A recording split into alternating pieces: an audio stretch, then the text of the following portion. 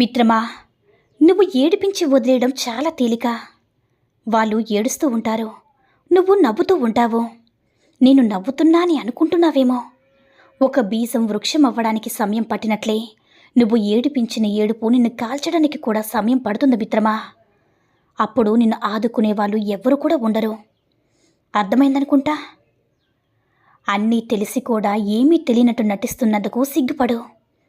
నటించడంలోనే జీవిస్తున్నందుకు సిగ్గుపడు. నీలో ఉన్న నిన్ను నువ్వే చంపేస్తున్నందుకు సిగ్గుపడు. నువ్వు కానీ నిన్ను నీ లోపల నువ్వే నింపేసుకున్నందుకు సిగ్గుపడు.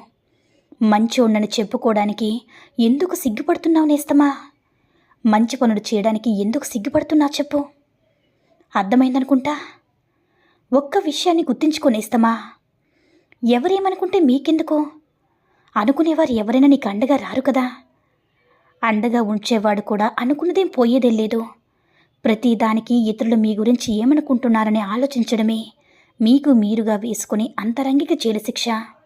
అందులోంచి బయటపడేంత వరకు మీరు స్వేచ్ఛా ప్రపంచాన్ని అనుభవించలేరు నేస్తమా. మనపై ఏడ్చేవాణ్ణి ఏడవనియ్యండి. వారి కర్మకి వాడే బాధ్యుడు. ఈర్ష్యతో ఏడ్చేవాణ్ణి ఈశ్వరుని కూడా పట్టించుకోడని గుర్తించుకొనేస్తమా.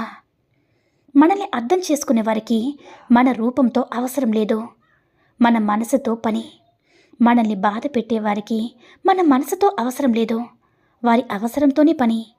మన చెడిమి కోరేవారికి మన స్తోమతతో అవసరం లేదు, మన వ్యక్తిత్వంతోనే పని. మనల్ని దూరం పెట్టేవారికి మన ఫీలింగ్స్తో అవసరం లేదు, వారి స్వార్థంతోనే పని నేస్తమా. తమకు నచ్చినట్టు తాము ఉంటామని చెప్పుకునే వారందరూ కూడా అలానే ఎందుకు అనుకోరో మరి. చిన్న చిన్న లోపాల గురించి చెప్తే అగ్గి మీద గుగ్గిలమవుతారు. నేనింతే, మారనని చెప్తారు. కానీ ఎదుటివారు మాత్రం వీరికి తగ్గట్టుగా అనుకూలంగా మారాలి అనుకుంటారు. అదేం విచిత్రమో కదా. వారికో రూలు, ఎదుటివారికి ఒక రూలు. అవునా నేస్తమా? మనమంటే ఇష్టం ఉన్నప్పుడో లేక మనతో అవసరం ఉన్నప్పుడో మనలో ఎన్ని లోపాలున్నా మనం వారికి మంచివారిలాగే కనిపిస్తాము. అదే మన మీద ఇష్టం తగ్గిపోయాకనో లేక అవసరం తీరిపోయాకనో కారణాలు దొరకకపోయినా ఏదో ఒక తప్పు వెతికి మరీ మన నుంచి దూరమవుతారు కదా నేస్తమా. ఇది నిజం కదా మిత్రమా. ఆస్తులను సంపాదించుకోవడంలో ఆత్మలు కోల్పోకూడదు. ఆస్తులు నిర్మించుకోవడంలో ఆత్మీయులను కోల్పోకూడదు నేస్తమా. సౌకర్యాల కోసం చింతిస్తూ వెలకట్టలేని సంతోషాన్ని వదులుకోవద్దు. హోదాల వేటలో పడి హోందాతనాన్ని బలి చేసుకోవద్దు. అప్పుడే పెంకుటింటిలో ఉన్నా సరే ప్రశాంతంగా ఉండగలరు. తినే పెరుగన్నం కూడా ఔషధంలా పనిచేస్తుంది మిత్రమా. అర్థమైందనుకుంటా. జీవిత సత్యం చెప్పననేస్తమా. నీకంటే అందమైన వారు, నీకంటే తెలివైన వారు, నీకంటే బలమైన వారు, నీకంటే ధనవంతులు ఎందరో నీకంటే ముందే ఈ భూమి మీద నివసించారు. కానీ అందరూ వచ్చిన చోటికి తిరిగి వెళ్ళిపోయారు. ఎవరు శాశ్వతంగా ఈ భూమిపైన ఉండిపోనిస్తమా.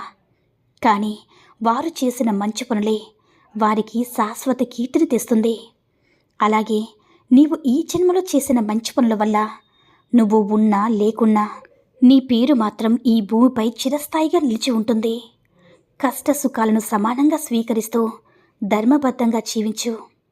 అది నీ కర్తవ్యం మిత్రమా. ఎవరో చెప్పారు, కాలంతో పాటు మనుషులు కూడా మారుతారని. చాలా కరెక్ట్గా చెప్పారు మిత్రమా.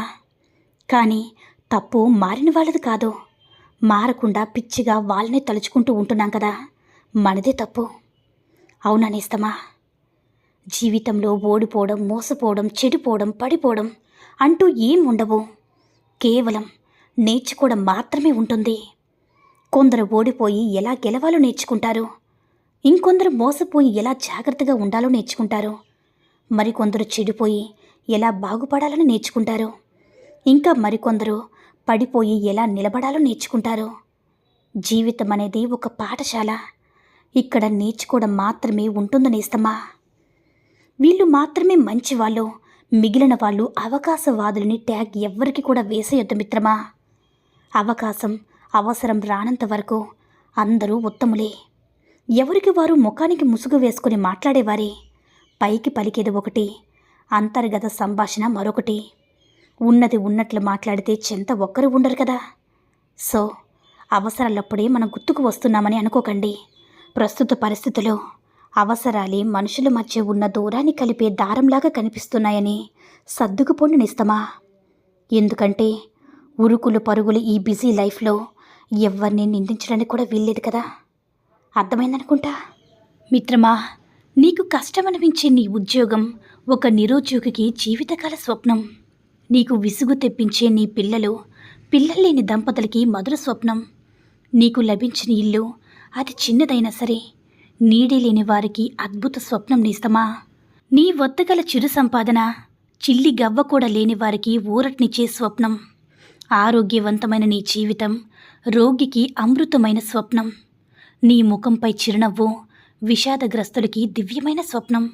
నీకు లభించిన వాటి పట్ల కృతజ్ఞతుడివై ఉండు. సంతృప్తికరమైన జీవితాన్ని అలవార్చుకునే భావనతో జీవించు.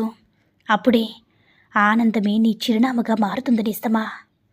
ఒక్క విషయం చెప్పనా నేస్తమా, పైకి కనిపించేదంతా మంచి కాదు. నీకు కనిపించని ప్రపంచం కూడా ఉంది నేస్తమా. నువ్వు నమ్మినంత వరకు అందరూ నటిస్తూనే ఉంటారు.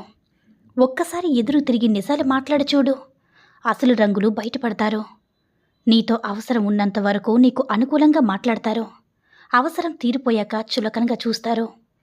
పాముకి కూరల్లో విషముంటే కొందరి మనుషులకు మాత్రం ఒళ్ళంతా విషమే ఉంటుంది మిత్రమా. జాగ్రత్త. ఒక వ్యక్తి ఆసుపత్రి ఐసీయూలో ఉన్నాడు. అతనికి 3674 ఫేస్బుక్ మిత్రులు ఉన్నారు. 1584 ఫాలోవర్స్ కూడా ఉన్నారు. 1917 వాట్సాప్ కాంటాక్ట్స్ కూడా ఉన్నాయి. 200 వాట్సాప్ గ్రూప్స్ ఉన్నాయి. కానీ ఐసీయూ బయట కేవలం తన భార్య, పిల్లలు, కుటుంబ సభ్యులు మాత్రమే ఉన్నారనేస్తమా. అతను ఎప్పుడూ వీరి కోసం సమయం వెచ్చించలేదు. అయినా వీరంతా అతడు త్వరగా కోలుకోవాలని కోటి ఆశలతో ఎదురుచూస్తున్నారు. ఇంటర్నెట్ మాయా ప్రపంచం, ఫేస్బుక్, ట్విట్టర్, వాట్సాప్ నుంచి బయటపడండి. వాస్తవంలో జీవించండి నేస్తమా. మీ కుటుంబం, మీ పిల్లలు, మీ భార్యతో ఆనందంగా జీవించండి. వారితో మాత్రమే ఎక్కువ సమయాన్ని వెచ్చించండి నేస్తమా. అర్థమైందనుకుంటా. మిత్రమా, నిజాయితీగా ఉండు కానీ నిశ్శబ్దంగా ఉండిపోకు. మౌనంగా ఉండు కానీ మాట పడకు. విలువలేని చోట నోరు విప్పకు. అవసరమున్న చోట నీకోసం నువ్వు వాదించుకోనేస్తమా. మన కోసం ఎప్పుడూ ఎవరూ రారు కదా. నీకోసం నీ జీవితం మొత్తంలో నీకన్నా ఎక్కువగా ఆలోచించేవారు, నువ్వు బాగుంటే చాలని తపన పడేవారు ఒక్కరైనా ఉంటారు. నువ్వు తిరిగి వాళ్ళకి ఏదో ఒకటి చేయాలని ఆశించరు. నువ్వు చేయాల్సిందంతా వారు నీపై పెట్టుకున్న నమ్మకాన్ని నిలబెట్టుకోవడమే నేస్తమా. ఇదే వారికి జీవితం మొత్తంలో నువ్విచ్చే విలువైన బహుమతి.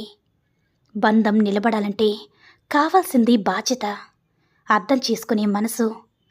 ఖరీదైన బహుమతులు మాత్రం కాదు నేస్తమా. జీవితం అనేది ఎలా జరగాలని రాసిపెట్టి ఉంటే అలాగే జరుగుతుంది. దానికోసం పదే పదే అతిగా ఆలోచించకూడదు. నీ భవిష్యత్తుపై ప్రణాళికలు, నిర్ణయాలు నువ్వు తీసుకోవాలి కానీ అతిగా ఆలోచిస్తే నీ భవిష్యత్ అనేది తారుమారైపోతుంది మిత్రమా. ఏది చేయాలో అర్థం కాక తారుమారుగా గాబర్లో ఏదో ఒకటి చేసేసి అతిగా ఆలోచించి అది చేస్తే వాళ్ళు ఏమనుకుంటారో, ఇది చేస్తే వాళ్ళు ఏమనుకుంటారని అతిగా ఇలాంటి ఆలోచన వల్లే నీ జీవితం అనేది ఎక్కడ వేసిన గొంగలి అక్కడే అన్నట్లుగా అలానే మిగిలిపోతుంది. కాదంటారా? ఈ సూక్తుల్లో ఏ సూక్తి నచ్చిందో కామెంట్ చేయండి. ఈ వీడియో నచ్చినట్లయితే లైక్ చేసి మరిన్ని వీడియోస్ కోసం మన ఛానల్ని సబ్స్క్రైబ్ చేసుకొని మాకు కొంచెం సపోర్ట్ చేయండి. సర్వేజన సుఖినో భవంతు.